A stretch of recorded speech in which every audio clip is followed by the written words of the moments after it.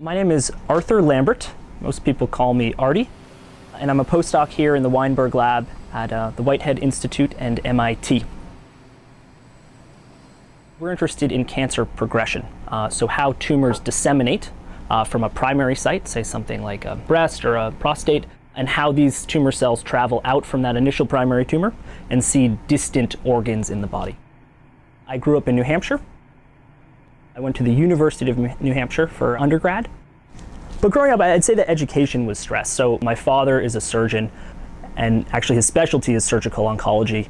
I think that sort of piqued my interest. But as I went through sort of my college courses, I got more and more interested in sort of the biochemical aspects of disease. And a lot of that actually had to do with a class I took on cancer.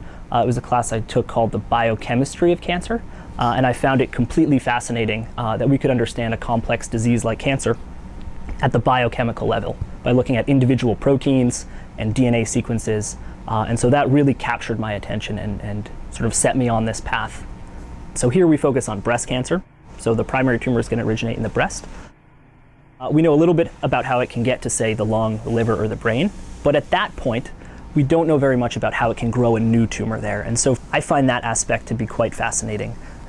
The actual process, what we call it is colonization, the process of a disseminated tumor cell growing a new tumor in a distant organ. And we know next to nothing about that.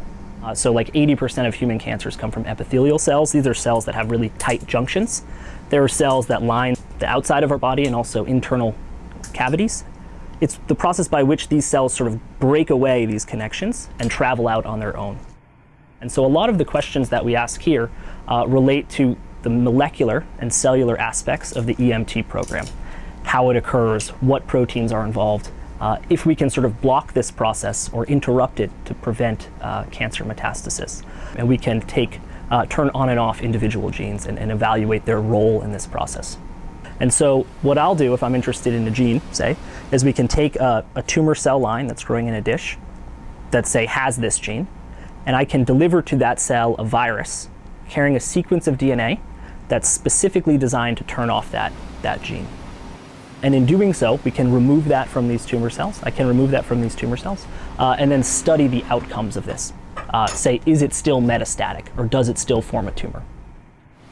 So we're working here because it's pretty much just happy home for bacteria, this media. And so the hoods provide a sterile environment for us to work. So you can pull them out and look underneath a microscope. So one of the things that's certainly powerful are cell biological techniques, meaning that we can look at these cells underneath a microscope. We can look at where these proteins are localized and how they function within the cell. And then we also take biochemical approaches, so we can sort of lyse the cell. What that means is break it apart and take out its individual components, say DNA, RNA, and protein.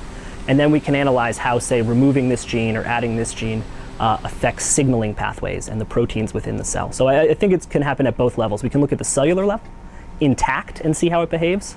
And we can also break the cell apart and look at the individual components and see how they behave as well. We work with various other colleagues, other postdocs in the lab, other graduate students. How's it going, Adam? Good, are you okay? That's Adam, I work with him.